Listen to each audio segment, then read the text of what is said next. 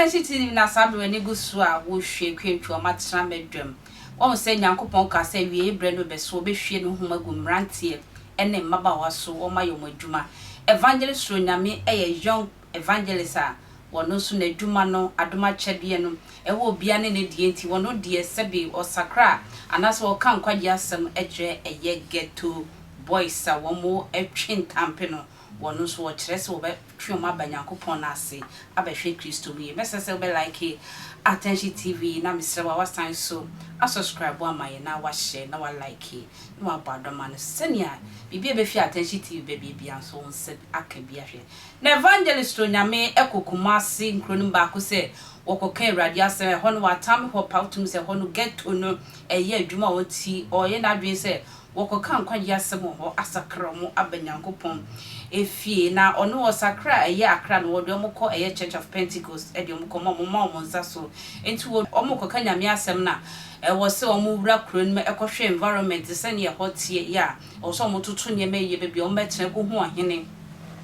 asadwumedie no akoso on their way no accident kogrokopa asia sabria meka se evangelist Ronyame moto ana wo kane na kwala wotie akire akwala ne tia pai ono so ne yefo so kakra etwa woda eye Comfanochi Hospital na suspect ba ku bia wo boni din enye obia se evangelist mama part na wo boni din se accident na wanya no eye evangelist mama part na ekutia no honhom ne honam ani na wo hwemu yie pa eye evangelist mama part eye agrada kasa wasakra da bi still akonfo adwuma na wodi akira wodi adwuma nti accident na wanya no won fan show bia eye evangelist mama part na kutia no wo homa accident no wo manya enam nyame dwuma na wo mo ye no kredi efini kan we bia enu huti Ronyame sorry if you hospital bed no so ede nanum sem kakra e bai mayenti mra meni boy ba ko na meni nam mbabu huda na mama na dwuma wo ye bi won ma me wo ba bi preach no so ba bi a wo preach enti no boy ba ko e fe no op na meni nam to na o Timothy no so na 17th August na menya accident na me birthday dana wonya accident to yam ni pe bere frame to me for me even Bible reader no ne de me nya accident ka say na o birthday ni de me yankope club bi na tena se na yen guide wo na jiwani but if South Africa ba nipa hu me video this time onzo nipa hu me video this time yeah because of a continent 2 years so I have to go to the ghettos and preach. Serious. Who South Africa ba no? Your first evangelism na wo ya na. Na say na wa wedding kan ye bi no. My first evangelism bi na barakese. Okay, ni wedding kan ye bi. Videos no ho. Ye wi kra me boys no no mo ka so metwa ma. We how many evangelism? We a second time. Yeah, we that time so na your birthday. Yeah, 17th August na my birthday. But na birthday na ma wie barakese program no. Me wie na 16th August. Na ka say 17th August na ye day a me ye free because birthday. But na me ko ba bia ni akọhwe se de hospital se de be ya metima akọ ya soro. Yeah, ya na me ko ba bi ko preach am pese me ghetto no na temen ka se maba because me ghetto na preach o mo temase. Omo ni ghetto omo num hwi omo num tramo ne me preach omo hu se me ye sofo mpo. So na pese ghetto for ne hu se oh sofo sunyame yeso ye sofo ayedai. Ntina me nam kwan so na ya najo me boys ni to me for say adiasa ene in birthday ntinka mentina club bi ana say pap bi na nkom gade me na menjimani but adwen no be na da no in fact na nya say obeji wani na me si kwan no so moto no so dwane ti mi chi moto na enko speed amempe wakwala ba ko no wo si ni tipai owen ni tipai e sia woda Comfanochi Hospital je wo na we you ba onu de onu so munya yi no ni nti o mayi me ne se doctor fo ne se mo internal bleeding tino omo ye me surgery na omo ye omo so ma hwe ma wie e sia na wo yi me so do no se sia na wo yi me yeah omo se mo internal bleeding tino omo yi me no na wa me no dun komo to no de infamika se me nim matese oda Comfanochi Hospital ko ni tipaye Tipaye pa tipaye.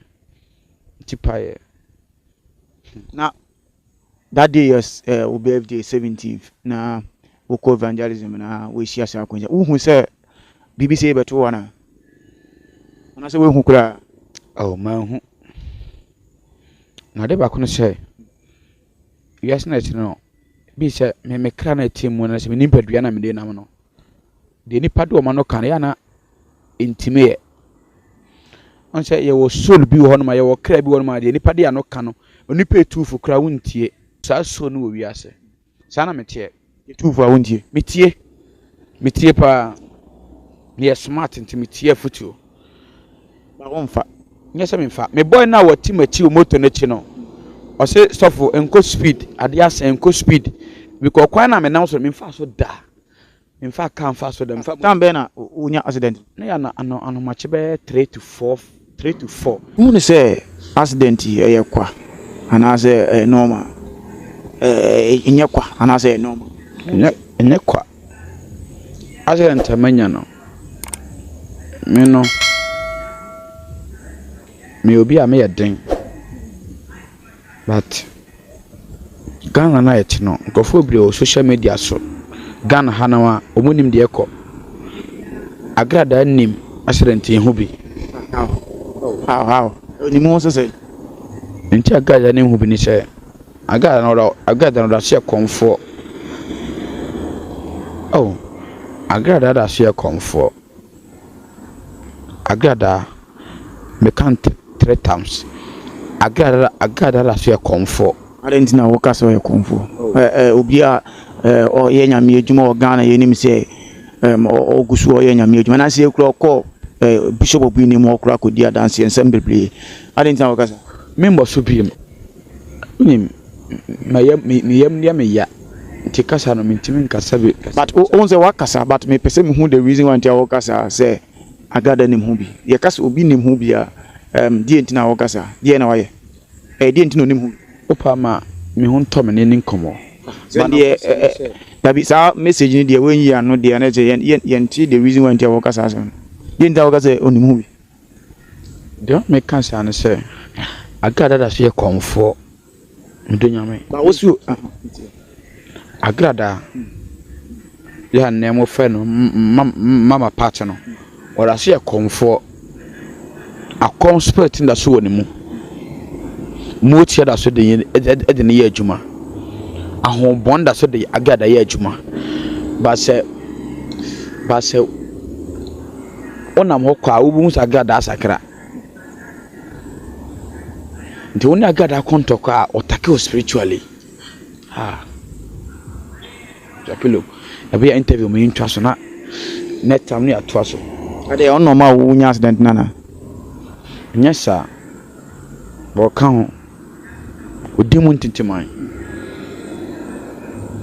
asemba kwa mi church no say me ma nyina ndru mi mfie wo se me dia mi wuda